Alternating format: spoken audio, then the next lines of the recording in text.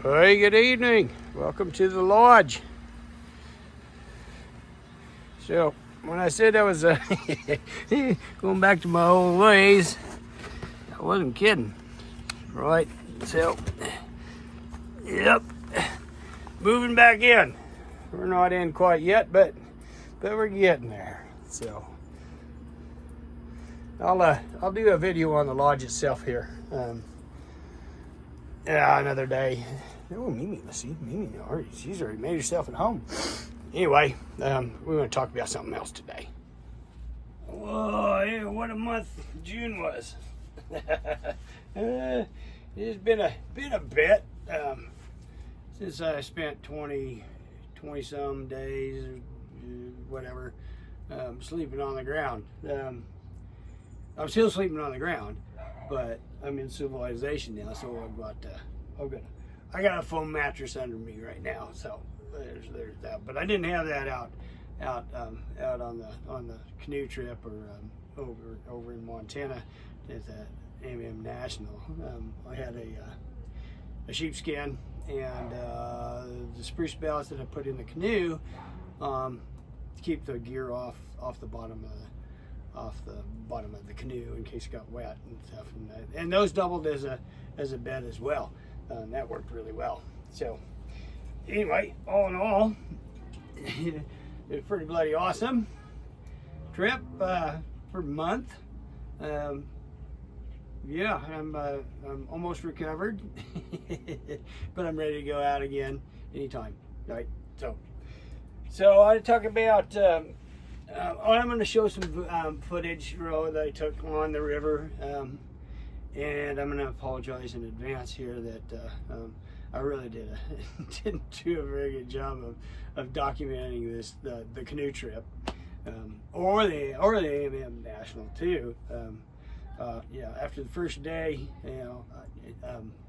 the river just took over and just squashed all my plans of all the stuff I was planning on doing, like on the history and more footage of the river and things like that too. But yeah, no, the Yellowstone, you couldn't.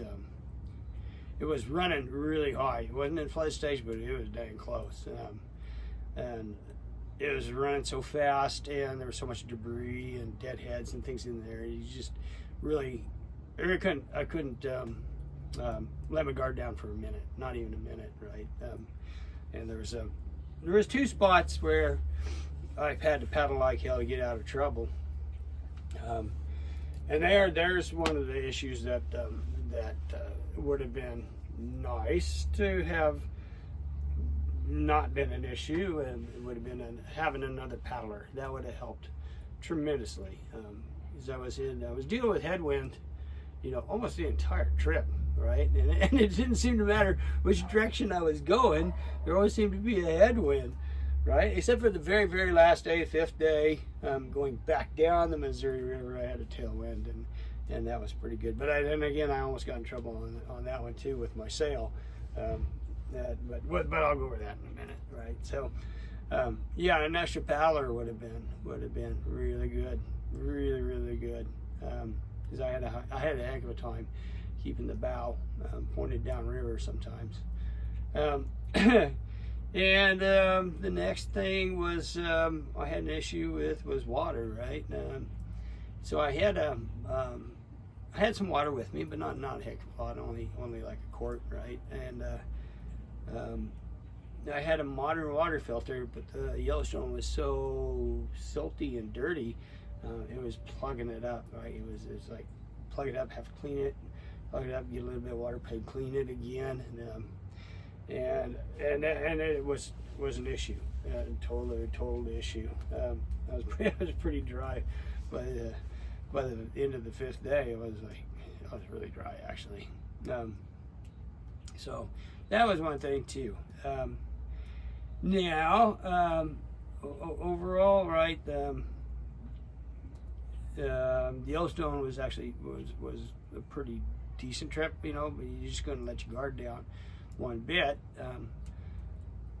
except for the last day. I'd done about 40-something miles the first 2 days. The whole trip was around, between 90 and 100 river miles, something like that. The last little bit, last 21 miles or so of the Yellowstone, I didn't have to dodge any of the snags or deadheads or anything like that. It was pretty open, more like a river. But then when I hit the Missouri, and that was another story. The Missouri River was in flood.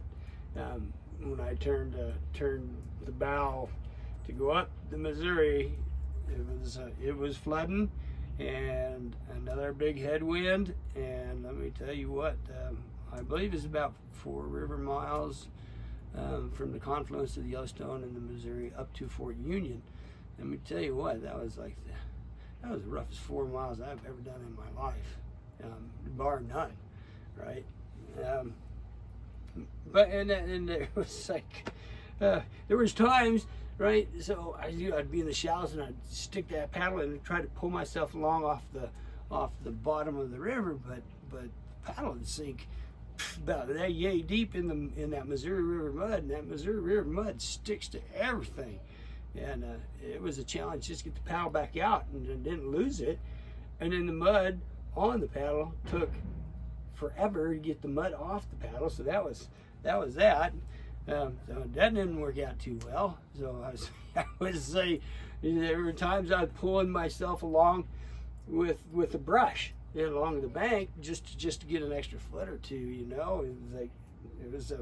Times it was kind of discouraging. I would see a beaver lodge, and 10 minutes later, the beaver lodge is in the same dang place. It's like, man, what have I got myself into here? It's like, man, for once, I thought, well, I bit off more than I can chew.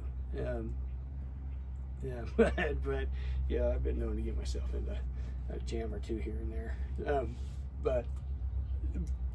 But that's the thing about trekking, right? Is there's going to be times when it's tough, and times when it gets really tough, and the goings,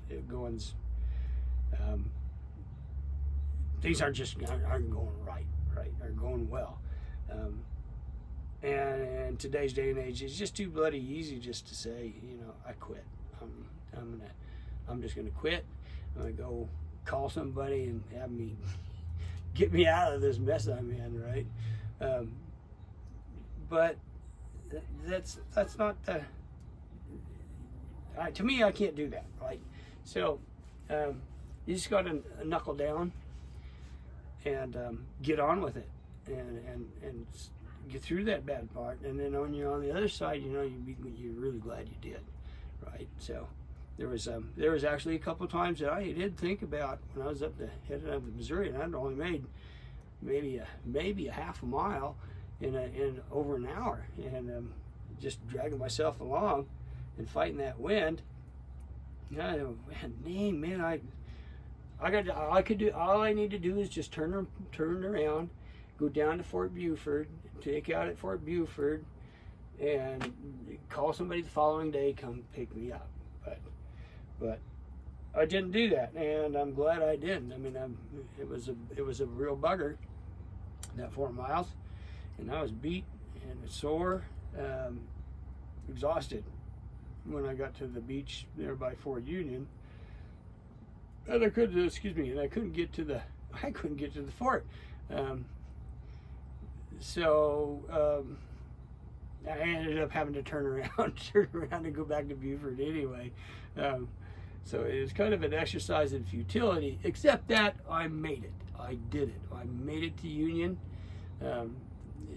despite all the adversity, which is the thing. Yeah, and I'm pretty happy about that one. Right, glad I didn't give up. Glad I didn't quit. So to Canada was the 5th day. I went back down to Buford, got picked up, and Fort Union is only a couple miles from Fort Buford, so we had a pretty good rendezvous there. Blew like hell. First day from the west, blew like hell from the east on the second day. Third day was pretty quiet. Fourth day, it's a Saturday, I believe. There's a tornado watch, and a tornado actually did hit not far from, or touchdown not far from Fort Union. But we had to all evacuate camp and get in the basement of Fort Union. So the whole camp was down there. They'd been warning us, since the morning that there was a big storm coming. So I had taken my Diamond Fly down and covered all my gear on the ground with it, and then roped it off and staked it off. And so my camp came out just fine. No worries at all, but not everybody can say that, right? There's some serious damage done to some of the camps. But yeah, I've never seen a night quite that dark before. That was really something, and the thunder and the lightning. The hail never came, at least not where we were. But it was howling and blowing, and unfortunately, everyone was down in the basement. But I think we snuck some whiskey or something down there. So we had a party done in the basement. Yeah, it was good. Anyway, so that one got over, and I'd gotten invited to the AMM National Rendezvous in the Bitterroot Valley in Montana. So we got home and we just kind of turned right around, and Mimi and I turned right around and took a 12-hour drive to get to just south Hamilton, Montana, and that rendezvous was the best rendezvous I've ever been to. Right? It was fantastic. Yeah. It was Mimi had the time of her life. Right? She had a great time. There were so many buffalo bones to be had, and lots of folks were throwing sticks for her. Right? She had the best time of her life, and she even chased a bear out of camp. Yeah, that bear wasn't a heck of a lot bigger than she is, but it was still a bear. And and I was camping with a couple of friends of mine from Idaho, and they were wrapped up in their bedrolls when Mimi chased this bear, and she chased it right over the top of one of the fellows. I think he walked on pretty good. Didn't get hurt, but just because it was a little bear. But I'll leave him to tell that story. But yeah, Mimi was a trooper, as she always is. So anyway, I think that covers just about everything. Again, I'm going to apologize for doing a lousy job on the video and documenting the whole trip. I will try to do better in the future. No promises, but I'll make sure to give it a try. This whole YouTube thing is a learning experience for me too. So anyway, enjoy, and talk to you later, mate.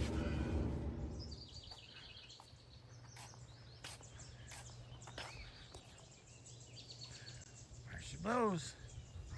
Poppy's pillar. So Clark named it after Sacagawea's little infant son Jean-Baptiste, who he liked to call, named Poppy, and Pomp for short. My little man Pomp. There she blows.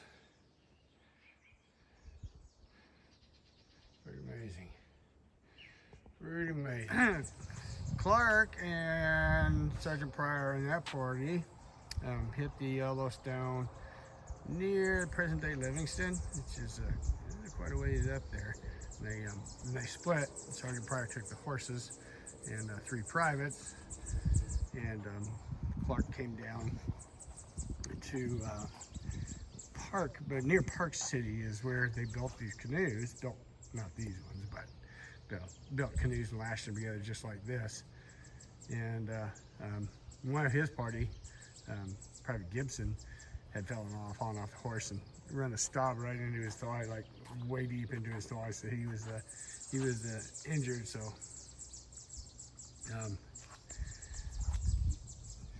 God, I can't imagine paddling one of these things, let alone trying to haul it around. Oh my goodness. Yeah, I reckon somewhere down there, Sergeant Pryor and his 3 privates that were with him, after they got their horses stolen, they hit the river here, and they built bullboats to try to catch up with Clark. And eventually they did, but it wasn't until like the second day on Missouri, going down Missouri.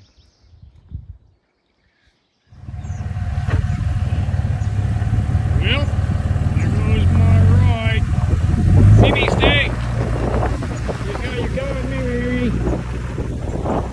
My son and his wife dropped me off here. We're at Intake, Montana. We're just about to get into the Yellowstone. Well, here we are. Here in the land of eternal now. For a little while, anyway. So we're putting in the Yellowstone River. She's pretty high and running pretty quick. Intake is about 70, 80 river miles, something like that, down in Fort Union. Yeah, the river's she's running pretty good right now. There you go, a little bit of breeze blowing. How far we'll make it tonight. We put in, oh shoot, it's getting close to 3 o'clock right now. We'll go a couple hours till we find a good campsite.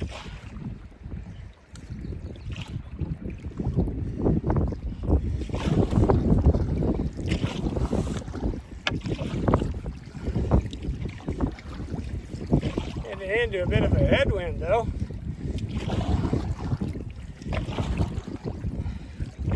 So she's not quite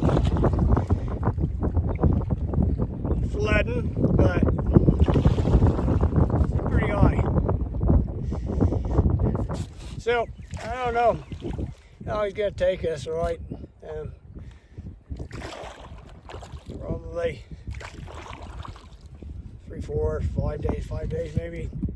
Not sure. Don't really care. I'm in the land of eternal now. So originally I wanted to recreate some of the trail that Lewis and Clark took, right? I wanted to go up, start at near Fort Mandan and go upstream to Fort Union. But yeah, with my new hip, it ain't gonna happen. So I decided to go downstream.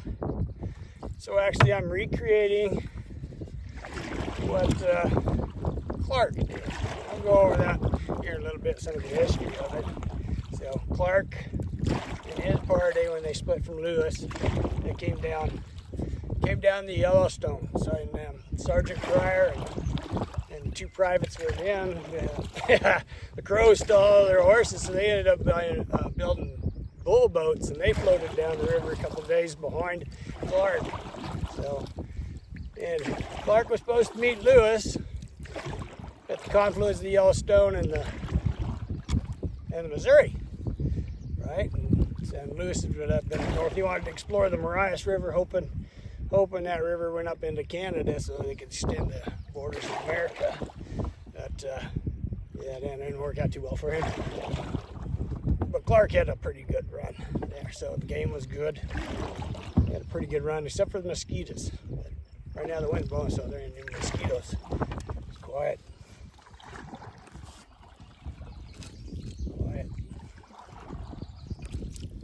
I was ready for some peace and quiet. Anyway, Clark was supposed to meet Lewis. They were supposed to meet at the confluence of the Missouri and the Yellowstone. Clark got there August 2nd, 3rd, 1806. And Lewis was supposed to be there. You don't meet him Lewis came, past the night on the 11th or the 12th. Mosquitoes were so bad that Clark had to vacate, and they went further down the Missouri River. I think they finally caught up. They'd cut out with each other like on August 13th or something like that. Sergeant Pryor and his crew caught up. You know me. Okay. It's okay.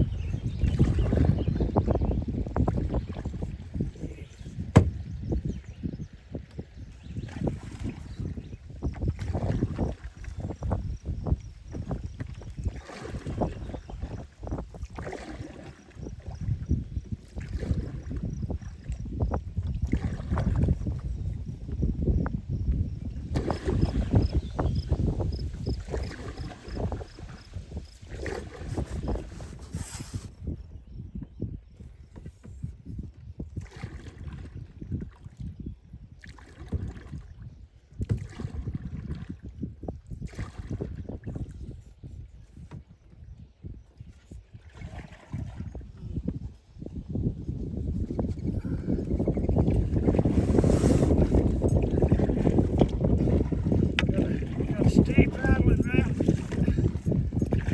That was where we don't want to be.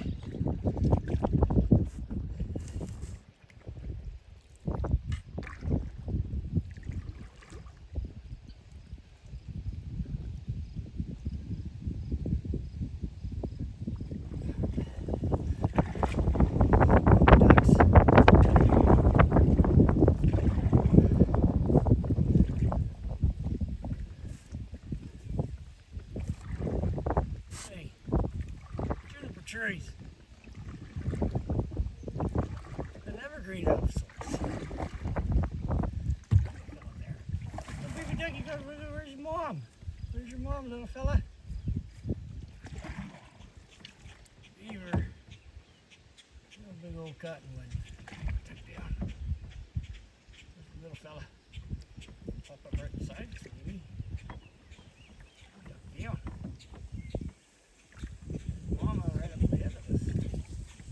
No. It's okay. It's okay. Good girl. Girl.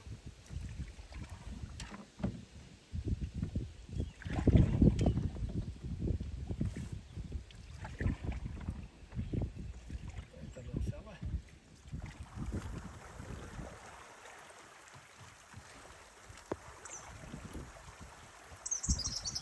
Left one behind, Mom.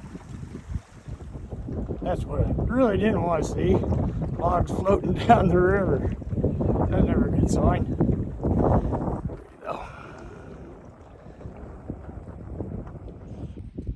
Take a break, huh, Mimi?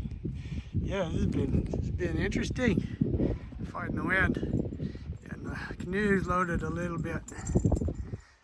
Too heavy in the middle. I had to get some more up front. I'm having trouble keeping the bow because we're headed right straight into a headwind.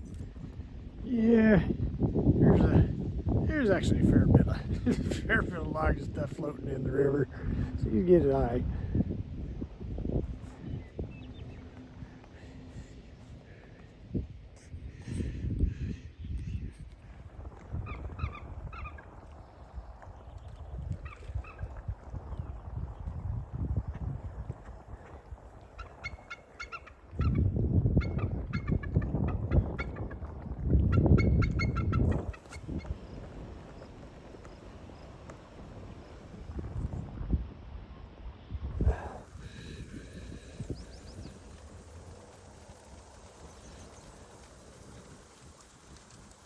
Here we go, we've been paddling, about 4 hours, something like that. Gonna find a place called camp. We made some pretty good time. I probably made, I don't know, we'll figure it out when I get to camp.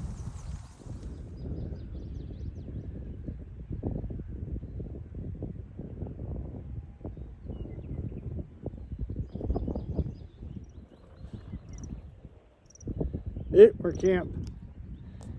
We get campmate. I am on the very southern edge of the Beaver Island, not far from Savage, Montana.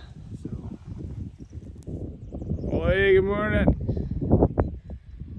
So, the Yellowstone is the longest undammed river in the U.S. anyway.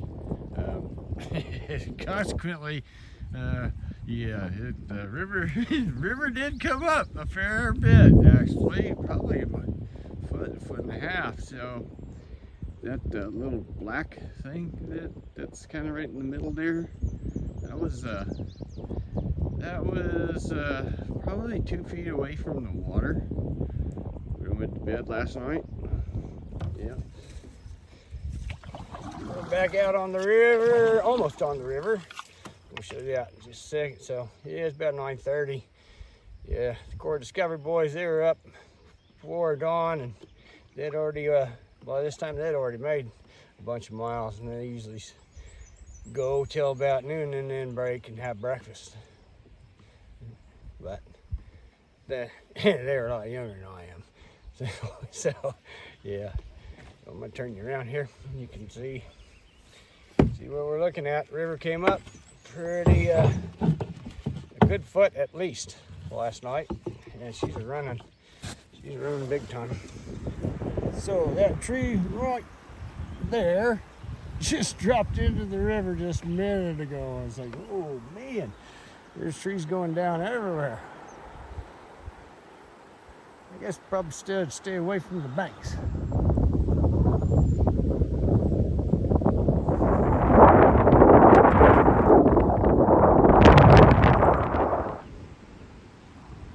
Interesting. Looks like graffiti, but it ain't.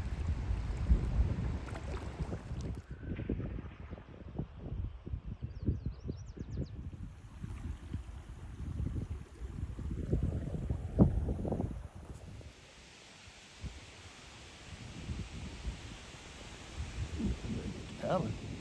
Going off base there. Little wet dog. There's the hasty camp. Boy, I tell you what, we got into a world of hurt. Yeah, you'd think it'd be just like an easy little paddle down flow with the current. Look what you gotta contend with. Besides all the ones that are sunk, all the ones that are stuck. There's some serious stuff going on here.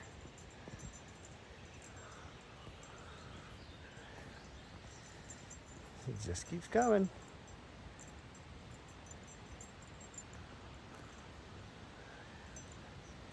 Yeah. Not exactly. Well, there's more up there too.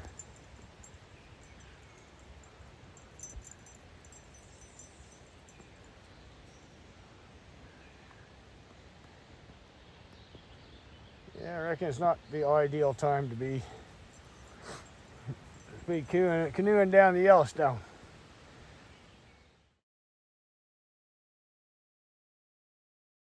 Hey, I'm underway.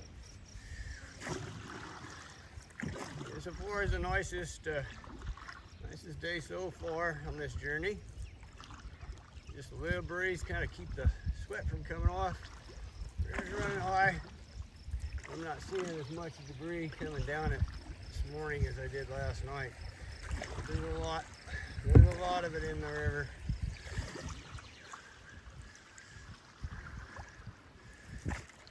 So I'm hoping it's going to be like an easy 20-mile paddle down to Buford.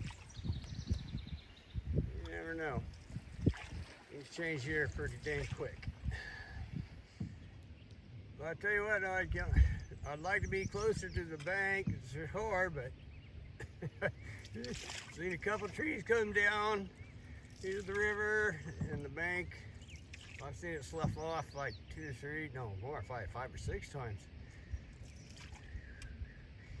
want to be next to it when that happens. Plus, there's a lot of hanging up, deadfall, deadheads, whatever you want to call them, right along the bank. Yeah, ain't fun.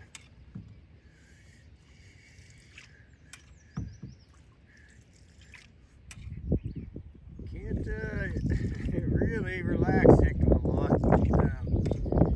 Time you do, something comes up, right? And you gotta adjust with all the stuff floating in that river and all the stuff, the deadheads and things like that. Yeah, you gotta pay attention all the bloody time.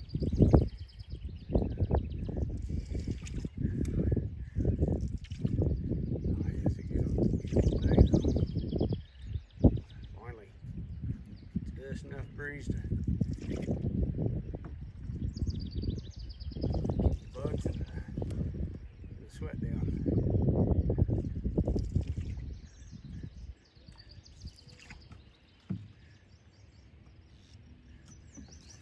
Yeah, I'm ready for a little easier day. Tell you that. River curves so much, I try to go as straight a line across as I can. Sometimes it doesn't work too well, but there's straightened it out a fair bit from what it was 2 days ago.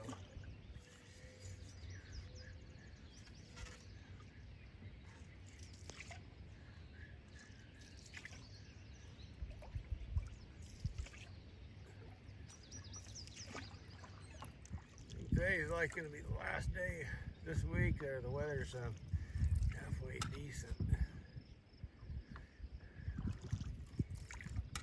So we'll see how the Missouri looks.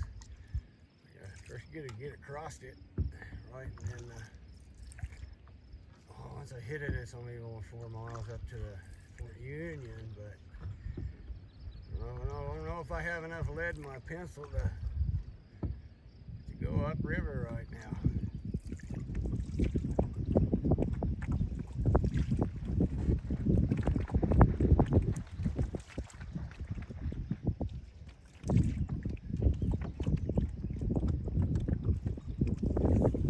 Yeah, buddy, we're sailing. We've been sailing for the whole length of this, almost the whole length of this downward journey.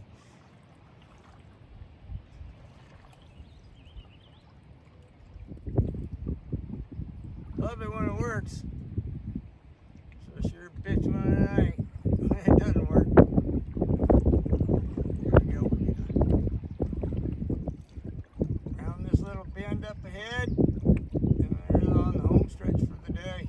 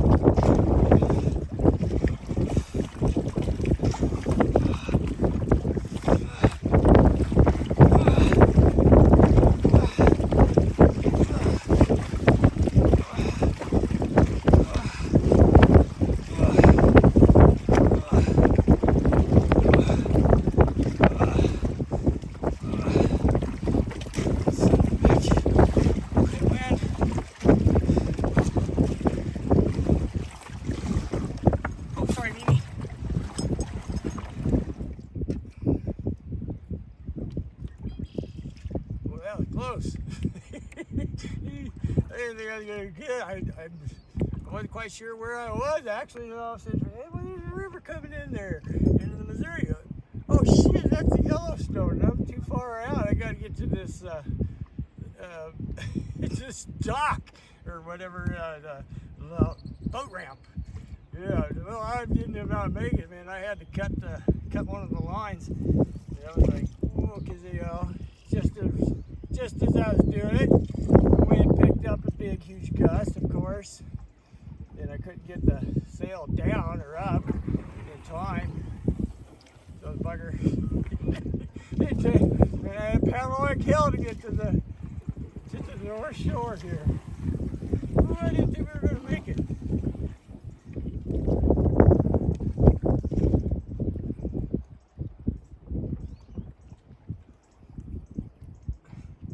That was a rough one. And nothing but rough last few days. But, you know, as they say, yes, life's tough in the far west. We're going to make it. Naomi, hang on. There she is, the mouth of the Yellowstone, confluence of the Yellowstone and the Missouri River.